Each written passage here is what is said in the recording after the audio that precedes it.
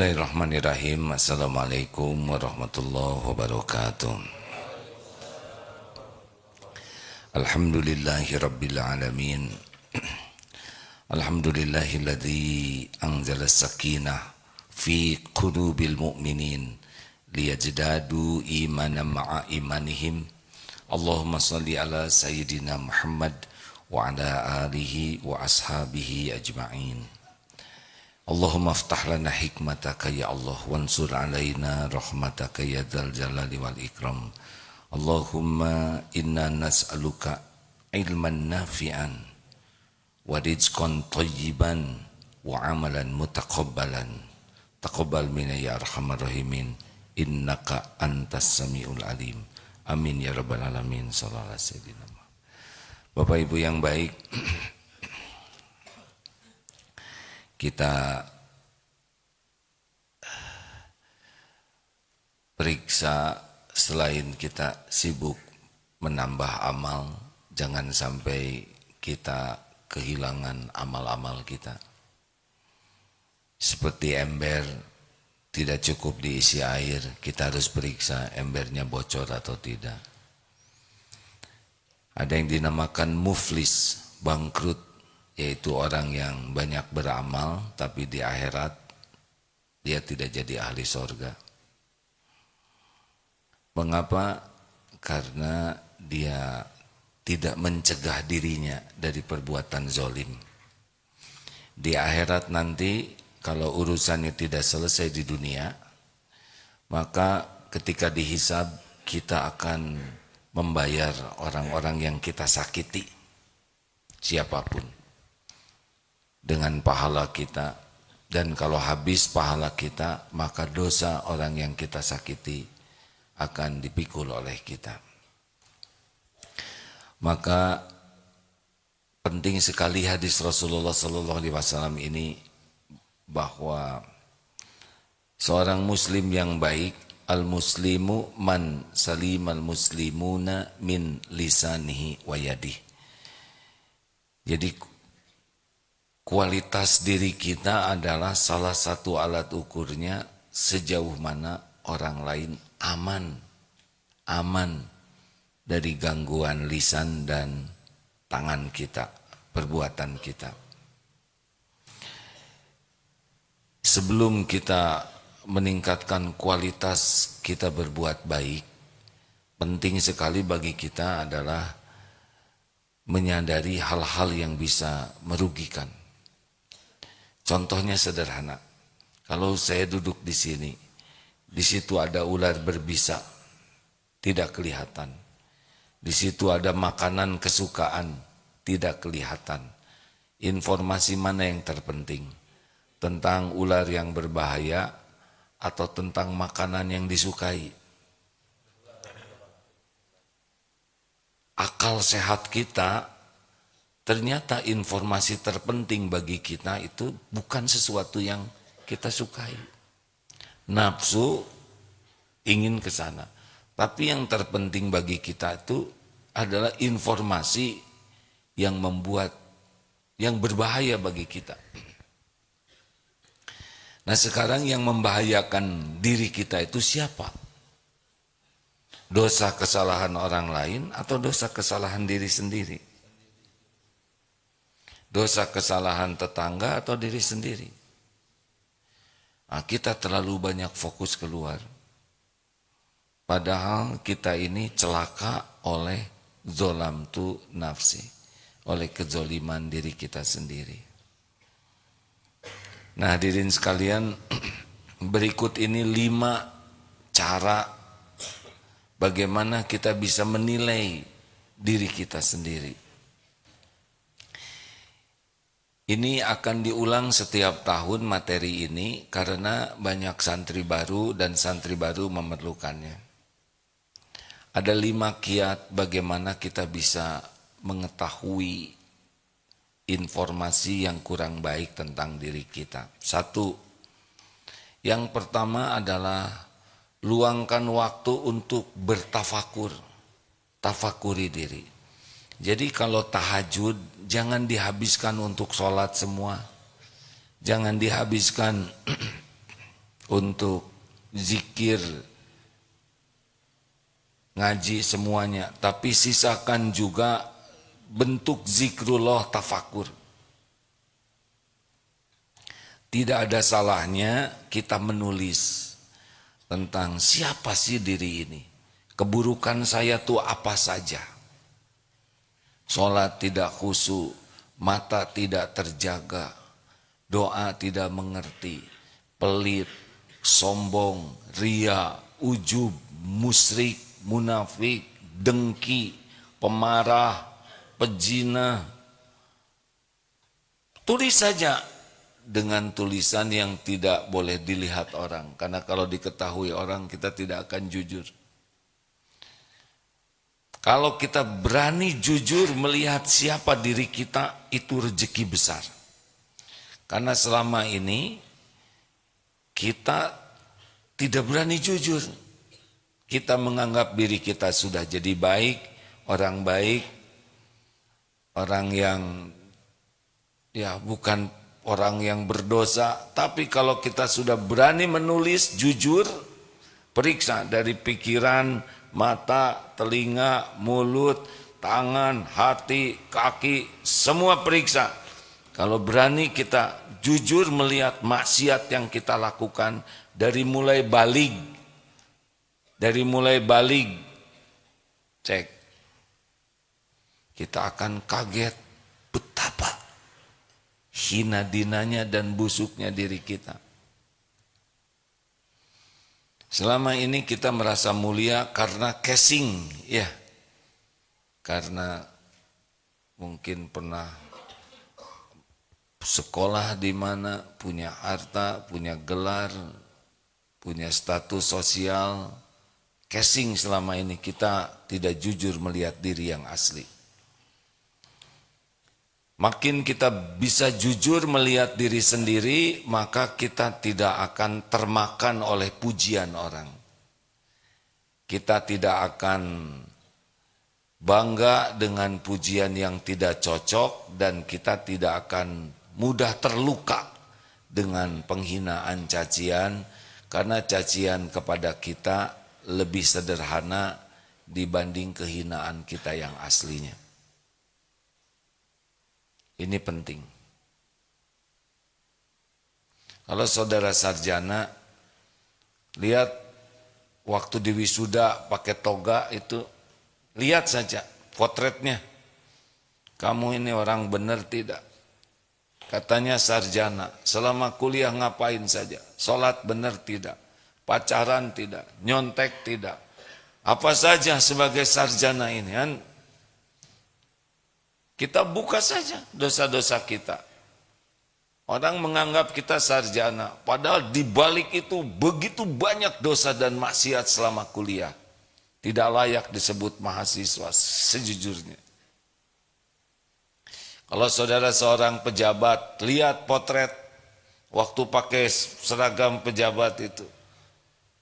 Apa pejabat ini, kamu pejabat jujur tidak?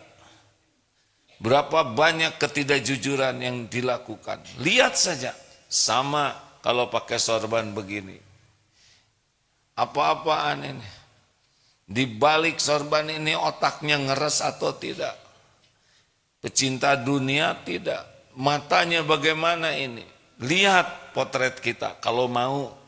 Tidak wajib, tapi belajar jujur saja, karena kita tahu apa yang sudah kita lakukan. Kalau kita tidak berhasil jujur melihat diri sendiri, hidup kita cenderung munafik. Kita hanya bersembunyi di balik topeng.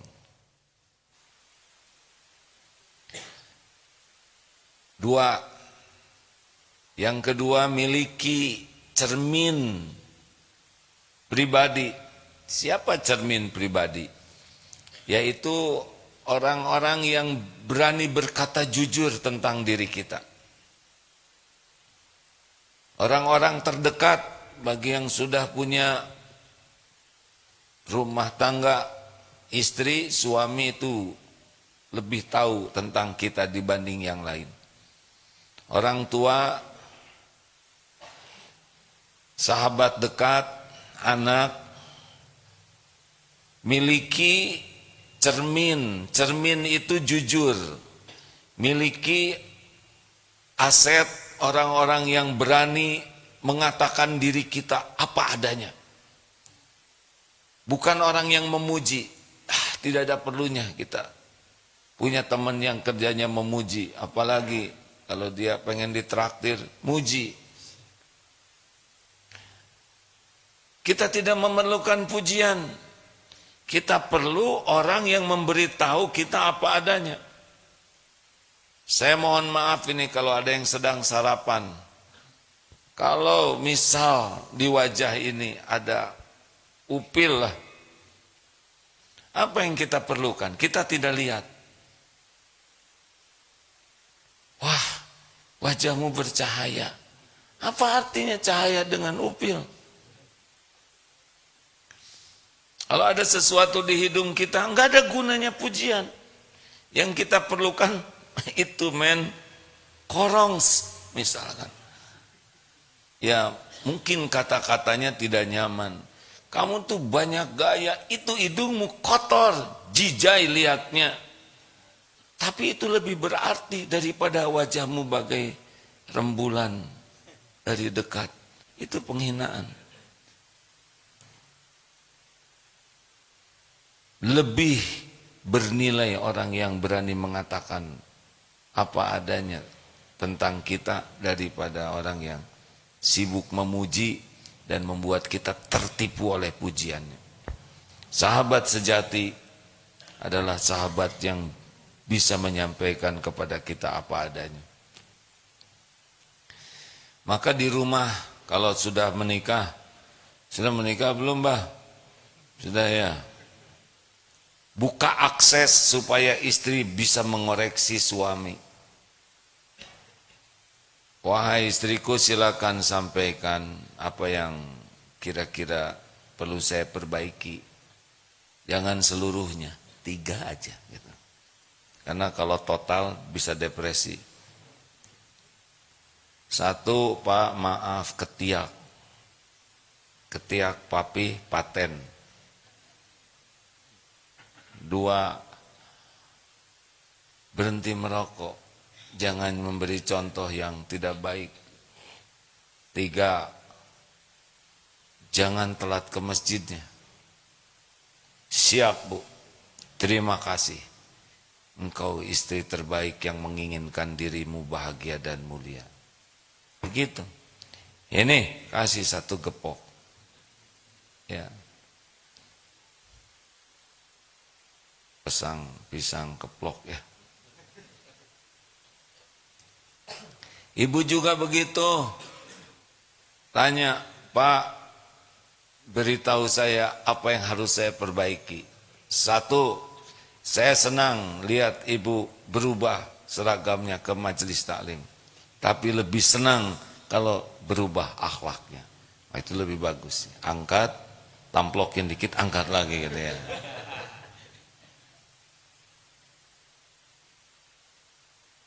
Buka akses agar orang bisa mengoreksi kita. Percayalah, rezeki besar kalau kita dilapangkan hati bisa mendengar. Ke teman-teman dekat, ke anak, ke orang tua, tanya apa yang harus saya perbaiki.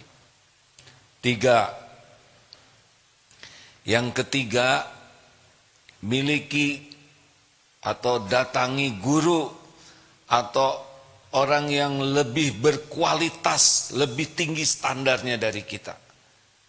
Seperti kita sakit datang ke dokter. Dokter bisa mengetahui penyakit kita. Karena keilmuannya. Dan bisa memberitahu solusinya. Penyakit hati itu juga ada tanda-tandanya.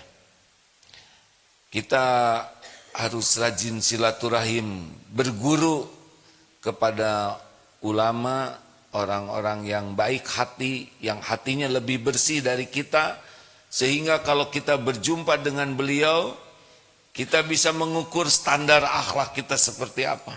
Karena kita melihat standar akhlak yang lebih baik. Kalau kita salah gaul, kita langsung soleh. Kita misalkan, nauzubillah, ada orang yang sholatnya hanya 3 kali sehari, min 2. Dia berkumpul dengan yang jarang sholat, jadi ustadz. Cari teman, guru yang standar akhlaknya lebih tinggi. Yang kita berjumpa saja, kita sudah jadi terukur, oh level saya di sini. Itulah nikmatnya berjumpa dengan orang mulia akhlaknya. Kita jadi tahu, saya di sini. Melihat senyumnya, tutur katanya, melihat cara memuliakan tamu, melihat cara bersikap terhadap orang lain, itu membantu kita untuk bisa mengukur, oh saya baru sampai di sini. Karena kita melihat standar yang lebih baik. Ini penting.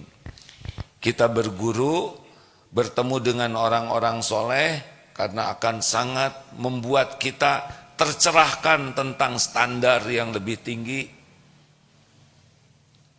Benar? Kita tidak niat ujub, tapi kalau berkumpul dengan yang akhlaknya kurang baik, kita jadi soleh nih. Coba, yang Iqra jilid 3, kumpul dengan yang buta huruf, dianggap hafiz. Penting itu yang ketiga, kita harus berguru, sering silaturahim, bertemu dengan orang-orang yang akhlaknya lebih tinggi dari kita, yang ruhiyahnya lebih dalam, lebih kuat, yang hatinya lebih bersih. Itu sangat berefek. Mungkin tidak langsung memberi nasihat, tetapi diamnya juga sudah punya energi untuk membantu kita berubah. Kalau yang saya rasakan begitu, kalau berjumpa dengan ulama, beliau senyum saja udah terukur diri kita kurang senyumnya. Beliau memuliakan tamu saja udah jadi ilmu.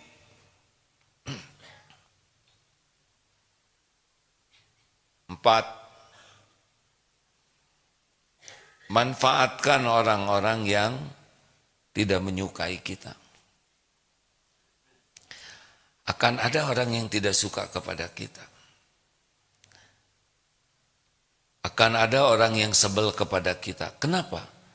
Karena kitanya nyebelin. Ya, sederhana. Orang-orang yang tidak suka kepada kita, sebetulnya itu bagian karunia Allah. Karena orang yang tidak suka kepada kita, mereka memiliki semangat, energi, waktu, tenaga untuk mencari-cari kekurangan dan kesalahan kita. Secara cuma-cuma, gratisan.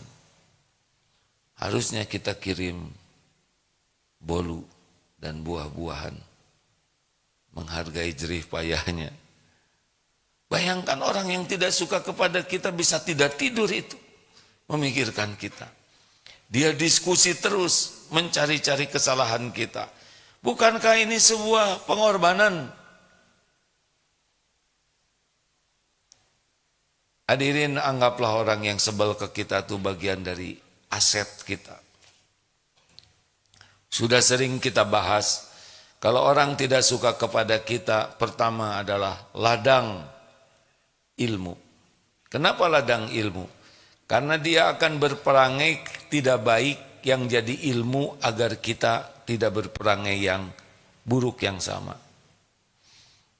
Yang kedua ladang apa? Ladang tafakur. Apa yang disampaikan bisa menjadi jalan kita bertafakur untuk mengevaluasi diri. Kalau kata-katanya tidak baik, ladang riadoh, menahan amarah. Ladang pahala untuk memaafkan. Ladang untuk idfa billati hiya ahsan, tolak keburukan dengan cara yang lebih baik. Jadi jangan sampai termakan jadi benci, dendam kepada orang yang jadi jalan. Kita bisa melihat kekurangan. Tapi dia membeberkan aib saya, tidak apa-apa. Tidak bahaya. Tapi orang-orang jadi menghina, enggak apa-apa, pasti sedikit.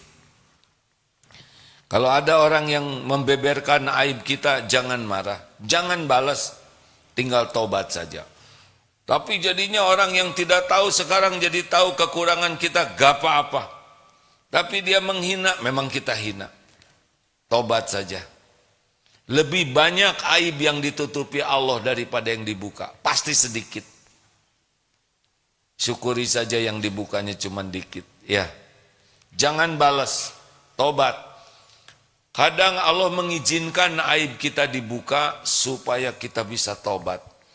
Dengar ya, tidak ada bahayanya aib dibuka di dunia. Yang bahaya itu tidak diampuni Allah. Kita harus lebih takut tidak dapat ampunan Allah daripada takut aib kita kebuka oleh orang. Kenapa aib kita terbuka? Sangat boleh jadi kita sering membuka aib orang lain. Sadar tidak sadar. Dan Allah pasti tahu. Jadi gimana kalau ada orang yang membuka aib kita? Ya tobat saja. Namanya juga memang aib sendiri. Apakah kita perlu sibuk bela diri? Gak ada gunanya. Lebih baik sibuk memperbaiki diri. Sebaik-baik jawaban untuk penghinaan adalah PDLT, perbaiki diri, lakukan yang terbaik. Jangan balas, jangan balas. Derajat kita Allah yang menggenggam. Tu'izzu man tasya wa tudhillu man tasya. Ali Imran ayat 26.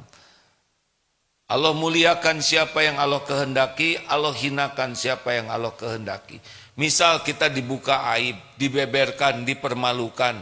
Mungkin ada yang menghina, mungkin ada yang menjauhi kita. Tapi kalau kita tobat, innallaha yuhibbut tawwabin wa yuhibbul mutatahhirin. Sesungguhnya Allah sangat mencintai orang yang tobat dan mensucikan diri. Kita bisa diangkat. Orang menghina tidak apa-apa, gak ada bahayanya. Kalau kita diangkat derajat oleh Allah, kita akan bahagia. Sedunia menghina kita tidak bahaya. Dihina oleh Allah pasti bahaya. Walaupun sedunia memuji kita. Gak ada apa-apanya pujian orang. Maka kalau nanti ada orang yang tidak suka kepada kita, tidak usah dipenuhi kedendaman, kebencian. Maafkan, jangan marah, tetap berbuat baik.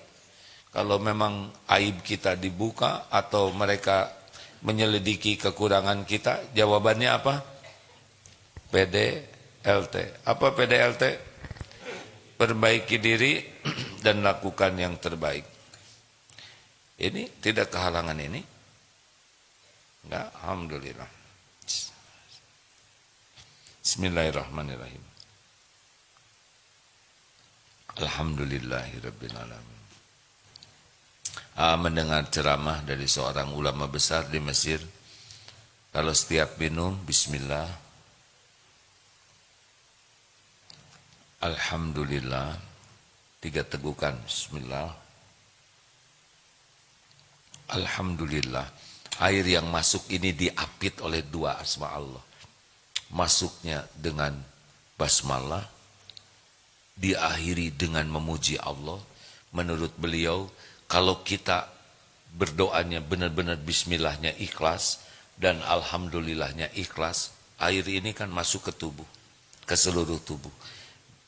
Kalau benar-benar kita lakukan dengan penuh keikhlasan, insya Allah air yang mengalir ini akan membantu kita tercegah dari perbuatan maksiat syariatnya.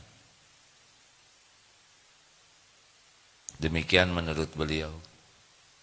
Dan sangat logis, karena air yang dengan nama Allah itu akan berbeda dengan minum tanpa ingat Allah. Ya. Nomor berapa sekarang? Yang kelima, tafakuri kejadian sekitar kita ini. Semua ini ilmu nih. Semua yang ada ini adalah ilmu. Kita bisa lihat orang-orang yang baik, yang kurang baik, yang tidak baik di sekitar kita sebagai bahan tafakur. Kita akan ketemu orang sombong. Sini nyong. Kita tidak usah berkomentar. Ini pelajaran. Betapa disebut monyong itu tidak enak. Pakai dong otak kamu. Kita mendengar, kita melihat, tidak usah berkomentar. Allah memberikan pelajaran kepada saya tentang jangan melakukan akhlak buruk seperti itu. Setiap waktu kita bertemu orang, setiap waktu kita dapat ilmu, kita akan jumpa orang baik. Kenapa jumpa orang ini baru aja dengar namanya udah bahagia? Kenapa coba? Karena mau ngasih uang, ya. Mau ngasih hadiah. Kenapa ada orang ketika disebut namanya saja hati kita bahagia? Kenapa ada orang ketika disebut namanya enek? Kenapa ada orang datang kita senang? Kenapa ada yang datang kita tidak senang? Pelajari kenapa? Mungkin dulu zaman SMA ya, kalau ada lonceng, Neneng, aduh senang. Ada tuh yang lonceng tuh bikin senang. Karena gurunya, kan? Oh saya masih ingat ini guru ini. Saya senang kalau beliau datang ke kelas. Pertama, rapi. Guru ini guru lelaki ya. Seperti James Bond. Waduh. Tapi ini, ingat wajah beliau ini. Tidak pernah berantakan. Dan senyum dan harum guru ini. Bicaranya baik dan jarang ulangan. Ini agak penting.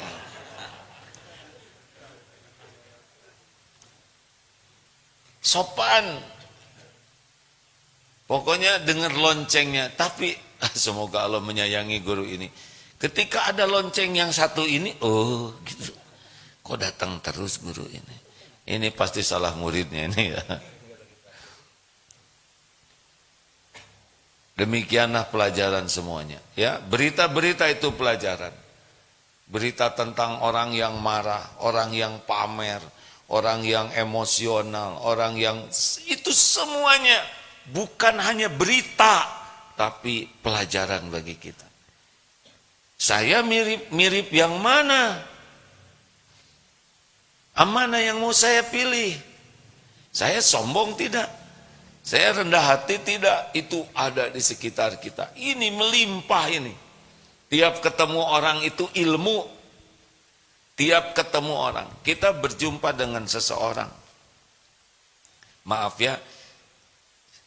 Salah satu tanda keimanan seseorang adalah bagaimana memuliakan tamu. Dulu pernah bertamu di daerah Jawa ke ulama. Katanya beliau ini orangnya ilmu keyakinannya kepada Allah tinggi. Datang kami ke sana Pak dengan beberapa teman di kampung. Ya zaman senang mencari ilmu keliling. Sampai ke sana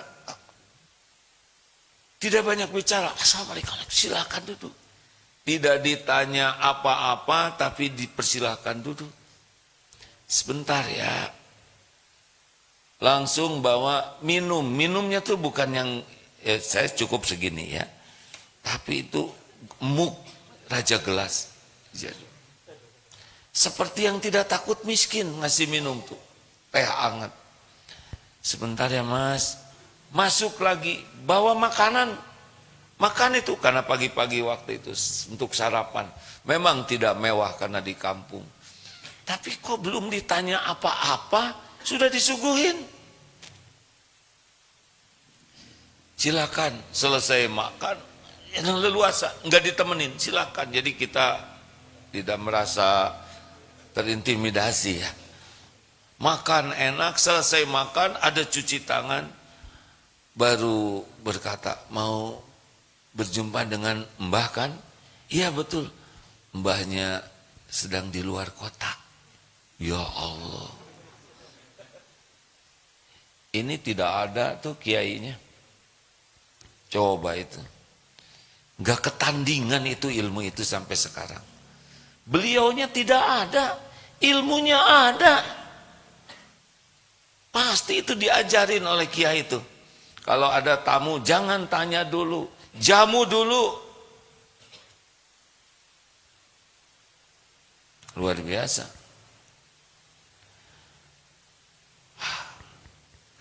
Semuanya terpesona kan? Ini ilmu. Ada juga yang pakai keler itu ya, tapi kelernya tuh kenceng. Jadi kita buka juga malu gitu. Susah dibuka. Tidak suudan pakai lem ya. Tapi kan malu kita di depan yang punya rumah. Melotot-melotot begitu. Hadirin sekalian, luar biasa, luar biasa. Maka niatkan tiap ketemu orang itu belajar. Tiap ketemu yang baik, yang kurang baik, yang buruk, yang sangat buruk, semuanya ilmu. Tidak usah banyak komentar, tidak usah banyak menilai, tapi jadikan pelajaran. Ini belajar banyak nih Pak. Masa keemasan berapa sekarang satu grupnya? Itu teman-teman itu pelajaran semua. Jangan dinilai jelek. Kalaupun ada yang kurang bagus misalkan, tapi siapa tahu besok lusa jadi lebih bagus dari kita. Lah kita dapat ilmu dari beliau, benar? Luar biasa, luar biasa. Makanya ada niat tidak kita belajar dari perilaku orang. Jadi tiap waktu kita dapat ilmu baru, bisa mengevaluasi, oh saya di sini nih, saya harus begini nih. Masya Allah. Demikian. Tidak bisa kita memperbaiki diri kalau kita tidak pernah berani melihat kekurangan diri sendiri. Rezeki besar dari Allah kalau hati kita dibuka, bisa melihat apa yang harus kita perbaiki. Bagaimana kita bisa memperbaiki orang lain? Memperbaiki diri saja tidak. Kan? Bagaimana kita bisa memperbaiki diri kalau kita tidak tahu apa yang harus kita perbaiki? Makanya kalau nyebut rezeki itu jangan bayangkan uang, makanan, materi. Rezeki besar adalah dibukanya hati kita, berani melihat kekurangan kesalahan diri. Sebagian besar tidak mau. Cirinya apa? Pasti dia ada alasan. Dek, jangan terlalu banyak bicara. Ini bukan masalah bicara, Kang. Ini masalah penjelasan, gitu. Pak, jangan suka marah-marah. Bukan marah-marah, Bu. Papa ini sejenis Umar bin Khattab loh. Waduh, kejauhan.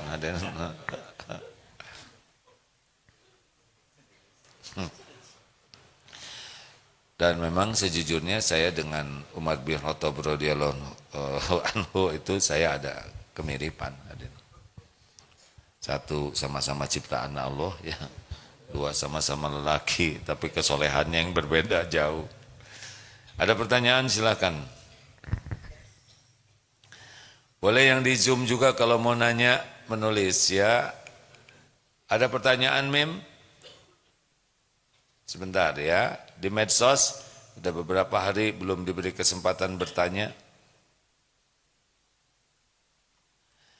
Tidak ada? Kalau ada, kalau tidak, harus jelas.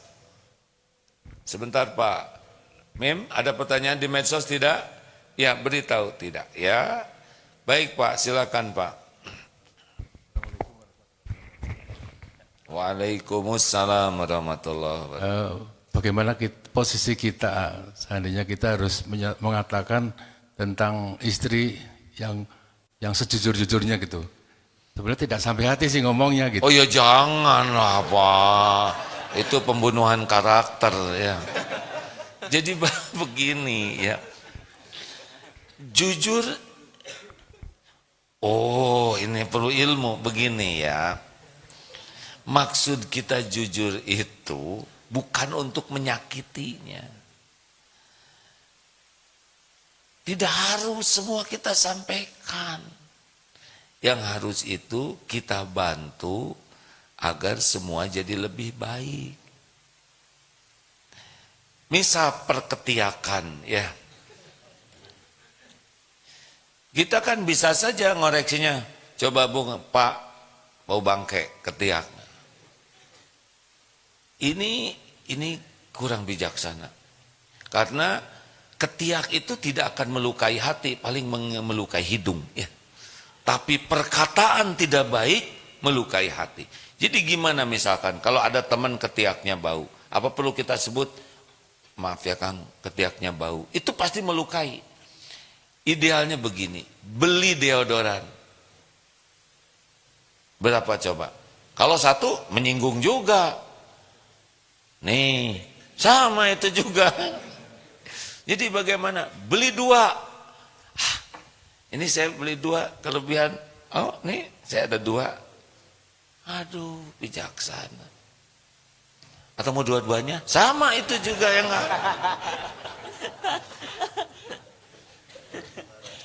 dalam bahasa Sunda ada istilah laukna benang, caina herang.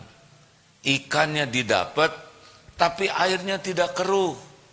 Maka tujuan kita berbicara tuh bukan semata-mata jujur, tujuannya kan menjadi lebih baik. Nggak ada perlu hati yang terluka.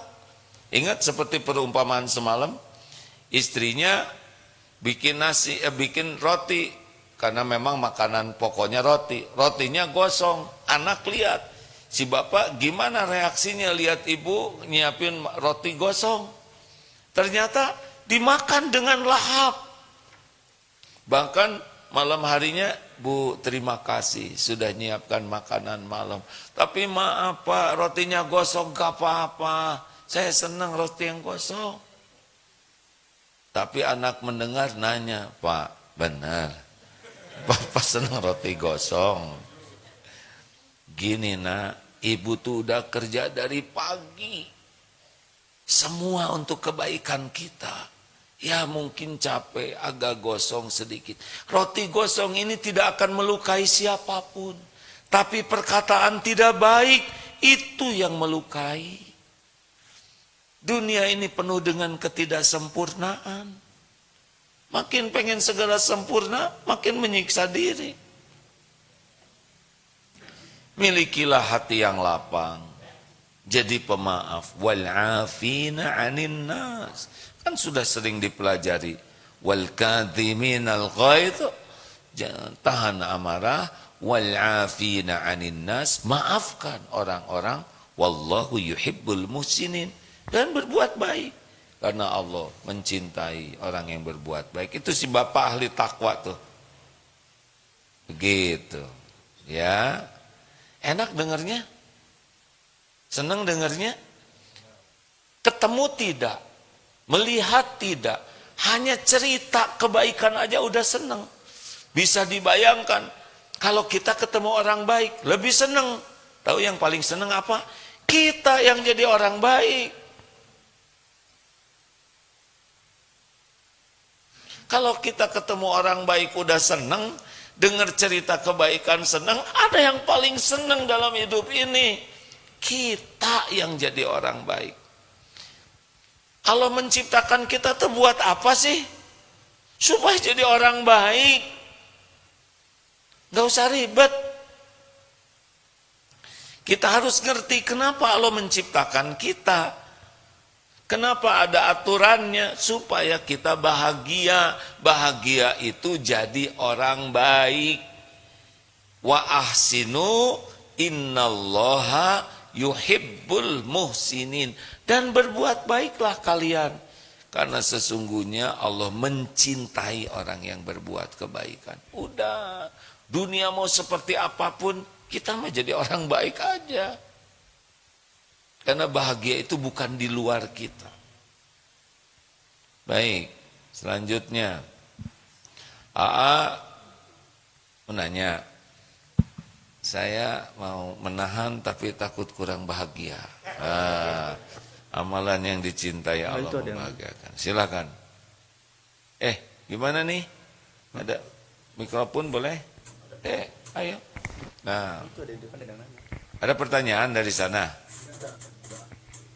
Satu persatu, tenang ya, jangan bertengkar. Assalamualaikum warahmatullahi wabarakatuh. Waalaikumsalam warahmatullahi wabarakatuh. Terkait ridho orang tua Ustadz. Jadi bagaimana kalau kita dalam satu sisi ingin mengejar ridho orang tua dan di satu sisi misalkan kita punya sedikit ilmu terkait kesehatan di mana harus melakukan usaha-usaha yang menyakitkan dan orang tua tidak ridho gitu. Misalkan disuntik, diinfus, bahkan dipotong seperti itu. Dan itu orang tua tidak ridho. Nah, ketika dihadapkan dengan dua hal seperti itu, kita sebagai anak bagaimana? Oh, wah ini pelik nih gawat. Jadi kita ingin ibu sehat, tapi ibu tidak mau disuntik. Kasih pel. Bukan dipel, kasih obat pel. Saya kira ini masalah komunikasi ya. Ibu kalau paham bahwa suntik, operasi itu bukan untuk menyakiti ya, tapi justru ini untuk kesehatan ibu. Ini masalah komunikasi deh. Jelaskan aja, nggak usah ada yang ngejelasin. Ada dokternya ya? Bukan, kalau gitu dokter aja yang ngejelasin. Karena yang nyuntiknya juga dokter. Akan jadi masalah kalau ada yang nyuntik ya. Saya juga nggak mau disuntik anak saya. Pak, katanya ini lumayan ada obat sisa, sedekah. Bicaralah baik-baik ya. Terima kasih dek. Ya, satu lagi. Boleh dipinjamkan mikrofonnya. Sabar ya. Assalamualaikum warahmatullahi wabarakatuh. Waalaikumsalam warahmatullahi wabarakatuh. Izin bertanya, kalau misalnya mungkin selama ini kita berada pada lingkungan yang mungkin kurang kondusif atau belum menjalankan syariat agama dengan baik. Mungkin nanti sesudah pulang dari program ini kan kita akan kembali lagi nih ke lingkungan seperti itu. Bukan kita ya. Oh, saya mah di saya, sini. Pak. Ya. Saya. Hati-hati ya. Baik. Nanti bisa dianggap bareng. Baik. Jadi kira-kira bagaimana sih tip dan strategi supaya kita bisa nih perlahan-lahan mundur dari lingkungan yang kurang kondusif tersebut sehingga tidak membuat mereka tersinggung atau tetap menjaga hablum minannas kita. Makasih, A. Ya, hidup ini memang memilih ya. Kalau kita berada di sana dan kita bisa mewarnai, bagus sekali. Kalau kita di sana kita masih bisa jaga diri, alhamdulillah. Tapi kalau kita di sana dan terus tergerus keimanan kita, akhlak makin turun, ibadah makin jelek, hijrah. Dunia ini sepenuhnya milik Allah. Di penjuru bumi manapun yang memberi rezeki adalah Allah. Berhenti di sana, minta ke Allah pekerjaan yang bisa menguatkan iman, pekerjaan yang jadi amal soleh, pekerjaan yang bisa jadi nambah dakwah, gitu. Minta saja. Semua perusahaan milik Allah. Gitu. Istiqoroh, ya. Tinggal bicara kepada Allah, salat yang bagus. Ya Allah, saya mohon padamu. Bicara saja. Wa idza sa'alaka ibadi anni fa inni qarib. Apabila hamba-hambaku bertanya kepadamu wahai Muhammad tentang aku, tentang Allah, katakanlah sesungguhnya aku adalah dekat. Ujibu da'watad da'i idza da'an. Aku mengabulkan permohonan orang-orang yang berdoa apabila berdoa kepadaku. Idza da'an. Falyastajibu li, maka patuhi apa yang Allah perintahkan. Dan yakin kepada janji jaminan Allah agar senantiasa dalam kebenaran. Tuh, mintalah. Enggak ribet. Allah Maha dekat. Allah mendengarkan apapun yang kita sampaikan. Udah? Pertanyaan? Hah? Masa sedekat ini nanya?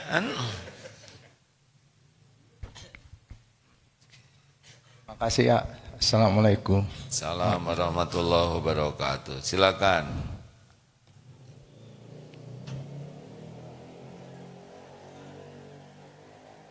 Silakan.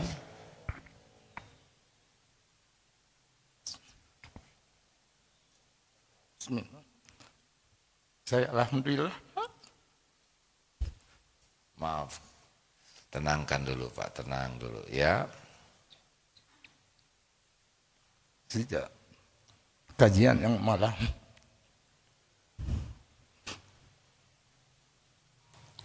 Ya, tenangkan aja dulu. saya sangat berdosa. Minta saran dari cucu yang suka saya bawa ke sini. Sejak usia masih 3-4, tidak terlalu banyak bertingkah. Tapi menginjak 5 ini. Bagaimana kalau cucu usianya bertambah dan sikapnya agak kurang sesuai harapan? Begitu maksudnya? Memang saya akan lakukan seperti yang pelajaran malam itu. Bagaimana cara Ya. untuk ikhlas dan kasih Kalau sayang? baik, saya bantu jawab ya Pak ya. Cucu yang masih balita belum balik, belum dicatat dosa dan amalnya. Sepenuhnya adalah ujian bagi orang tuanya, kakek neneknya. Kalau ada perilaku yang belum balik, dianggap belum sesuai dengan harapan kita, maka pasti kita sebanyak tobat. Ya, ini ujiannya.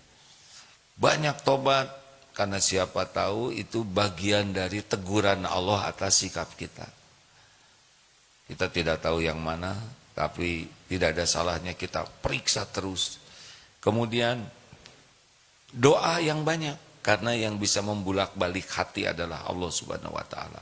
Sambil kita berikan contoh yang baik, sambil kita tumpahkan kasih sayang kita yang lebih tulus lagi, ikhlas ya. Allah mengetahui apa yang kita lakukan, Allah mendengar jeritan doa kita, Allah juga tahu penyesalan kita, Allah tahu kita berusaha memperbaiki diri. Nanti Allah lah yang membulak-balik hati Anda. Kalau belum baik aja, terus saja kita baik. Ya, sampai kapan kita baik ke anak-anak? Sampai kita meninggal. Karena berbuat baik adalah amal soleh. Bagaimana kalau belum ada hasilnya? Terus saja. Tidak boleh berhenti menjadi orang baik. Sama berbakti ke orang tua. Tapi orang tua saya tidak menghargai kebaikan saya.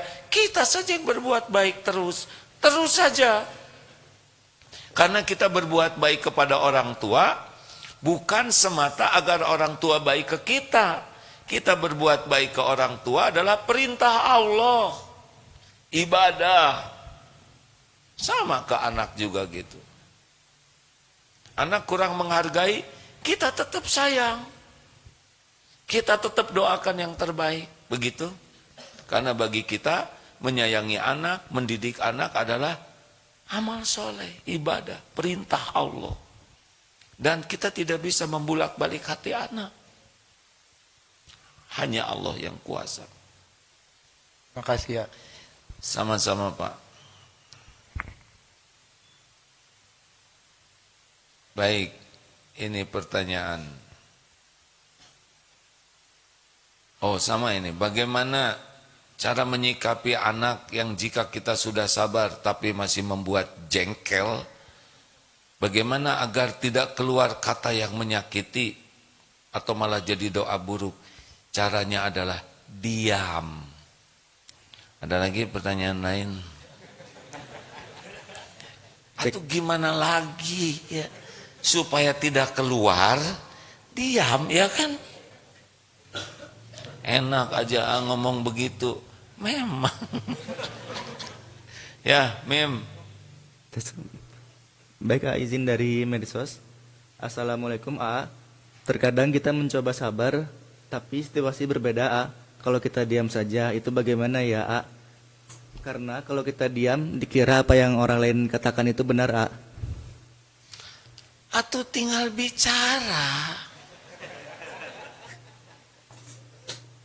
Si Alma katanya seenaknya aja. Masa saya seenggak enaknya? Gini, kita diam.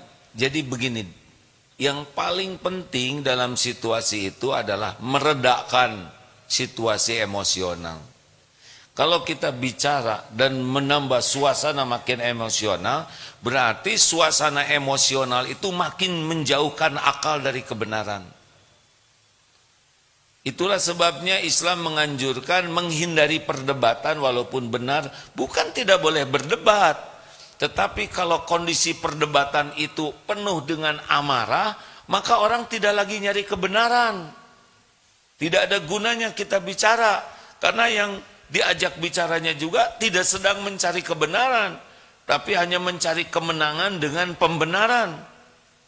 Maka tugas kita diam itu meredakan suasana supaya akalnya jernih lagi. Jadi goalnya kita tetap menyelesaikan masalah, bukan tidak mau berdebat, tapi momentumnya harus pas. Nah, kalau kita diam aja, suasana diam, bagaimana terus kita diam, itu jadi masalah baru ya. Kalau kita harus bicara, bicara. Makanya bicara falyakul khairan auliyasmut, berkata dulu baru diam. Pilihannya baik, kalau tidak kondusif diam, begitu. Jadi silahkan jelaskan ya, yang penting jangan dalam kondisi emosional kitanya. Kalau kitanya emosional sama, tidak ada powernya, tidak ada tenaganya kata-kata kita tuh. Kata-kata kita tuh akan bertenaga kalau kita sedang terkendali. Kalau kita sudah tidak terkendali, mungkin kata-katanya seperti hebat, tapi hampa. Karena orang yang mendengarnya juga, syariatnya akan sakit hati. Jadi memang alladzi yamliku nafsahu indal ghadab, orang yang perkasa itu yang bisa mengendalikan amarahnya. Terima kasih sahabatku sekalian, semoga ada hikmah dan manfaatnya. Mari kita luangkan waktu lebih banyak untuk mengevaluasi diri. Kalau kita ingin dunia ini berubah, mulailah 3M. Mulai dari diri sendiri, mulailah dari hal yang kecil, dan mulai saat ini. Semoga Allah mengabulkan. Subhanakallahumma bihamdik, asyhadu alla ilaha illa ant, astaghfiruka wa atubu ilaik. Assalamualaikum warahmatullahi wabarakatuh.